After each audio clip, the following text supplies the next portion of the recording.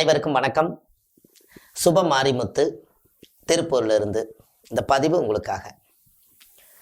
உங்களுக்கு இன்னைக்கு ஒரு அற்புதமான ஒரு விஷயத்த சொல்லி வரேன். கணவன் மனைவி 2 பேரும் பிரிஞ்சிட்டாங்கன்னா மனசளவுல தான் பிரியல, ஏதோ காலம் பிரிச்சிருச்சு. ஒரு கோவதாபத்தினால, ஏதோ ஒரு மாமியா மருமகனால சண்டை, இல்லை ஏதோ மற்றவங்கனால சண்டை, ஏதோ ஒரு கொடுக்கல் வாங்கல சண்டை, ஏதோ ஒண்ணுல அவங்க பிரிஞ்சுட்டாங்க. இதை நம்ம சேர்த்தணும். இதை நம்ம வேலை. எப்படி இதைய எப்படியாவது சேர்த்தணும். ஒரே வீட்டுக்குள்ள இருக்கிறாங்க, ஆனா சேர முடியல. இல்ல ஒரு 4 வீடு தள்ளி இருக்காங்க, சேர முடியல. இல்ல கண்ணுக்கு தூரத்துல தான் இருக்காங்க, ஆனா சேர முடியல. இது ஒரு பெரிய பிரச்சனை. ஆனா நல்லா வாழ்ந்து போட்டு அது பிரிஞ்சு வாழ்ந்தா அதை விட ஒரு வலி வேதனை யாருக்குமே இருக்காது. அது ரொம்ப அனுபவிச்சு பார்த்தவங்களுக்கு ரொம்ப தெரியும். கணவன் இல்லாம மனைவி, மனைவி இல்லாம கணவன் ஒரு காலத்துல ஒரு தட்டுல சாப்பிட்டுருப்பாங்க, ஒன்னா ஊட்டி விட்டுருப்பாங்க. பிரிஞ்சு போகும்போது நம்ம ஒரு அனாதி மாதிரி தெரியும். கண்டிப்பா அது இருக்கக்கூடாது அல்லவா? அதற்காக இந்த பிரிவு மனசு ரொம்ப வலிக்கும். அதற்கு ஒரு பரிகாரம் உங்களுக்கு சொல்றேன். வீட்டிலேயே கணவன் மனைவி ஒருத்தருக்கு ஒருத்தர் பேசாம இருந்தாங்கன்னா கருந்துளசியும் தொட்டாச்சினிங்கி ஒரே தொட்டியில வச்சு வளர்த்துங்க. கருந்துளசியும் தொட்டாச்சினிங்கியும், தொட்டா பார்த்தீங்கன்னா சினுங்குன்னு சொல்றாங்கல்ல, அந்த ஏன் கருந்துளசி அப்படின்னா, இந்த கருந்துளசி துளசினாலே பெருமாள் தான். அன்னைக்கு கணவனுக்கு நல்ல தொழில் நல்லா இருக்கும்னு சொல்லி துளசி மாடத்தை சுத்தி பூஜை பண்ணி விளக்கேத்திட்டு போய் அவங்களுக்கு சாமிக்கு 90 வச்சு காலையில எந்திரிச்சு கணவன் கிட்ட போய் ஒரு காலத்துல ஆசீர்வாதம் வாங்கினாங்க காலத்தொட்டு. அதனால துளசி மாடத்தை சுத்த வரைக்கும் பெருமாளுடைய அவதாரம் அது. பெருமாள் படுத்திருப்பார், பள்ளிக்கொண்ட பெருமாள். அவருடைய பக்கத்துல மகாலட்சுமி கால்கடியிலே உட்கார்ந்துருக்குமா. அதனாலதான் கருந்துளசி. தொட்டாச்சினிங்கினா என்ன? நீங்க பார்த்திருக்கீங்களா? தொட்டாச்சினிங்கி பார்த்திருக்கீங்களா? இந்த தொட்டாச்சினிங்கில ஒரு அதிசயமே இருக்குது, உங்களுக்கு தெரியுமா? ஏன் 2 பேர் சேர்ந்துருவாங்க அப்படிங்கிறதுக்கு, இந்த தொட்டாச்சினிங்கி போய் அது 2 ஒரே தண்டுல 2 இலை அப்படியே பிள்ளைப்பிள்ளா இருக்கும். நீங்க போய் அதை இத்தினோண்டு தொட்டீங்கன்னா அது 2 என்ன பண்ணுன்னா அப்படியே அழகா அப்படி கூடிக்கும். இந்த கூடு பத்தில இதுலதான் சேர்ந்துருவாங்க.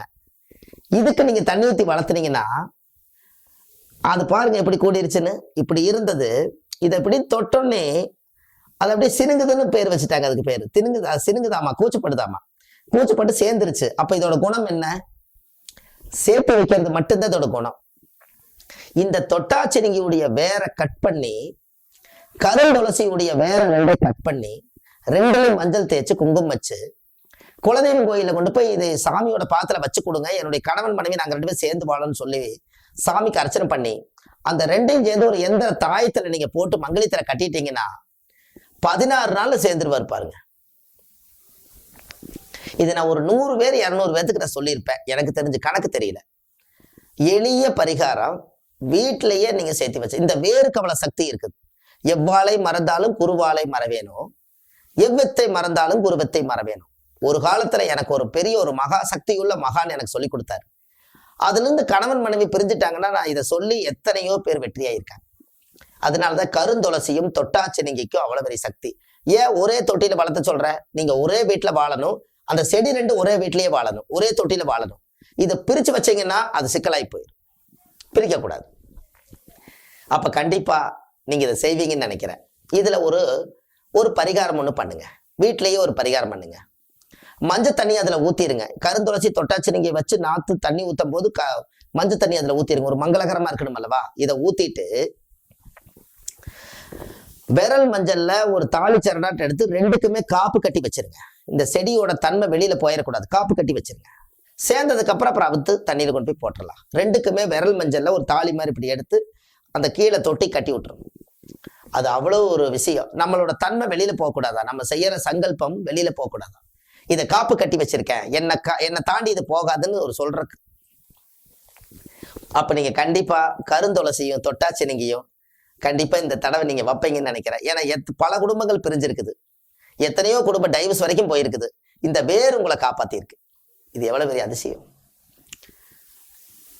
இது ஒரு 17-18 வருஷத்துக்கு முன்னாடி இதை சொல்லும் போது எனக்கு தெரியல. எவ்வளவு பெரிய கெட்ட நேரம் இருந்தாலும் இந்த மூலிகைக்கு இவ்வளவு சக்தி இருக்குதாங்கிறத நானும் உணர்ந்திருக்கேன். எத்தனையோ மக்கள் உணர்ந்திருக்காங்க. அவங்களாம் ஒரு முறை ஒரு லைவ்ல வர சொல்லி கண்டிப்பா உங்களுக்கெல்லாம் சொல்ல வைக்கிறேன். அப்போ கருந்துளசியும் தொட்டாச்சினிங்கியும் எங்க கிடைச்சாலும் அதை ரெண்டே பிடிச்சு கொண்டு வந்து ஒண்ணு செவ்வாய்க்கிழமை அன்னைக்கு அதை நட்ட வைக்கணும்.